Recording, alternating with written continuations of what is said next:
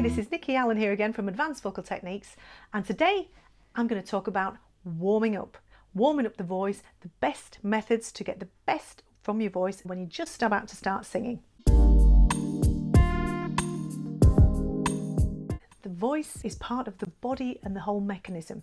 So when we're doing any kind of a sport, any kind of a physical activity, we need to work with the body and warm the body up first to get the best performance from it. Like an athlete would use their body and warm it up first to train it to respond in the way that they want it to do. And that's exactly what we're going to do here with singing. We're going to work with the voice, starting off gently, starting off with easy, simple exercises. Don't go in mad rush on a belt song. Why? Because you're going to damage your voice. Your sound is made within this laryngeal tract here, behind of which we have the vocal folds, which are very, very small. And they come together in a mucosal wave form, creating sound waves for us to make the sound from. We don't want to bang these folds together in any way that's going to cause any impact and damage to the vocal folds. So we do everything gently. So the first exercise we're going to do is just simply the hum. The hum connects the vocal folds together so that you can hear that you're creating a good connected tone. And this is going to sound simply like this. So number one is a hum like this. This is really easy. You can try this. And the easiest way to think about this or remember this is to think of smelling the pie. So your mum's made a really great pie. You've made a really great pie and it smells great. Let's try. Okay, so that sensation that you're feeling should be somewhere here at the back of the nasopharyngeal tract. That word means it's at the back of the nasal cavity, somewhere in the spaces at the back here. And that's a connecting passage that goes all the way down the back of the nose and down into the throat. So the nasopharynx is a big space that air can flow and reverberate through to create nice sounds. So when you've got this it's going to feel a little bit nasally, but that's okay. We're going to work with that. That's good. I'll tell you a little bit about why for that later on. But if you're making a nice clean sound, that is a really good sound.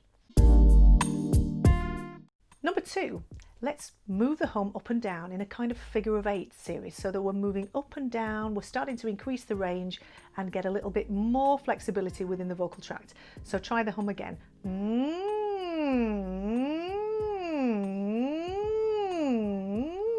So you can feel that this nasal sound is still there and it wants to be the same tone all the way up and all the way down. So you don't want to allow breath into the sound. You don't want your sound to become breathy. Keep the tone really nice and clean.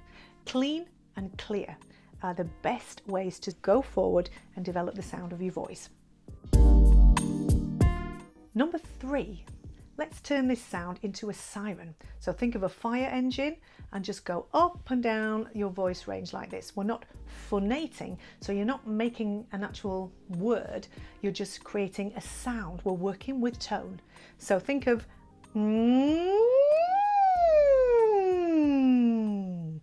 Now I've just crossed that threshold, that transition into the head voice. So see if you can do this without thinking too much about what you're doing. Just try to go a little bit higher.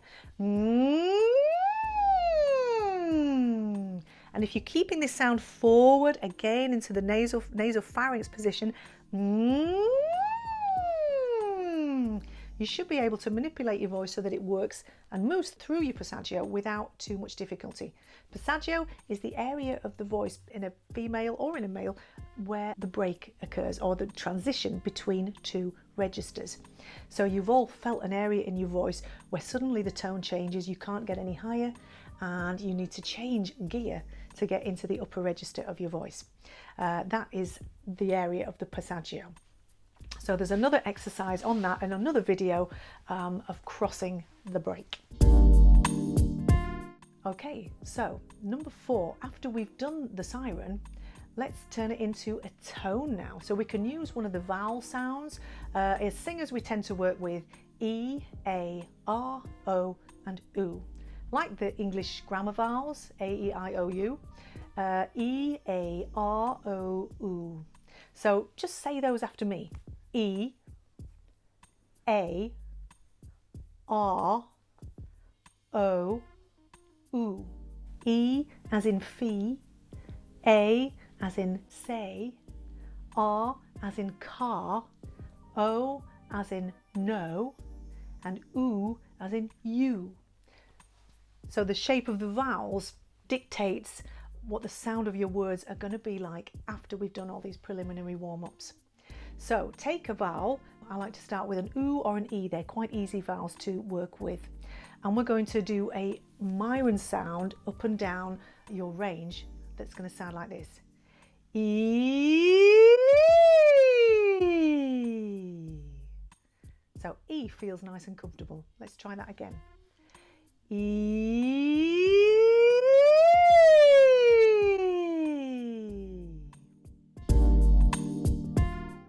Exercise number 5, we're going to be working with tone pressure, airflow and tone consistency using a lip trill or a tongue trill. So both of these are featured around here, your filters, your articulators, the lips. So the lip trill sounds like this. So simply you're just putting your lips, maybe your bottom lip underneath your top lip slightly, and just blowing. Not the most attractive looking exercise, but believe me, it's quite good for working with tone control here. Once you start making this sound, you can feel your core muscles starting to work behind you and give you some support. Your muscles will pull in towards your stomach and in towards your back, giving you that anchoring. So that's one way to really feel it, using the lip trill. The other sound is a tongue trill, and that's a little bit more tricky, but imagine doing the same thing on the roof of your mouth with your tongue, like this. Now that is very, very similar to what a trumpet player would do or a wind instrument when they are double tonguing. It's quite tricky to get the hang of, but believe you me, if you keep practicing it over and over, you will get the hang of it and it won't be too difficult. And believe you me, it's excellent for building core muscles. So we're going to do a little exercise using the lip trill. It's just a little bit easier. And I'm going to start about middle C and just do a 5-note scale with a lip trill. So just using this, you can join in.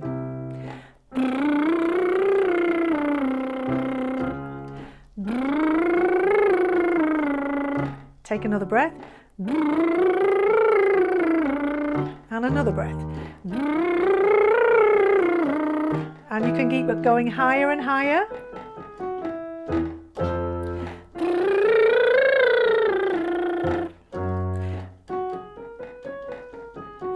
Last one.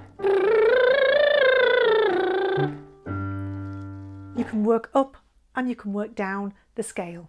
So those are the tongue trill and the lip trill. Those are the 5 top exercises. Do your warm up no more than about 10 minutes a day to get the voice flexible using these simple sounds, simple manipulation, simple examples just to get up and down your range nice and easily. We're not going to wear the voice out just yet on scales, but make your warm up concentrate on noises and sounds and places that you can feel within your face. We're trying to avoid being breathy. We're trying to avoid singing from the throat and sounding very dark. We're trying to keep things bright and lifted, okay? So you might notice I try and smile a little bit more when I'm singing, and we're lifting everything forward. We're lifting the soft palate in particular to bring the sound forward. Get into the habit of daily warm-ups and working your voice to build power, support and range, and that regular practice, the routine that you need to become an Olympic singer.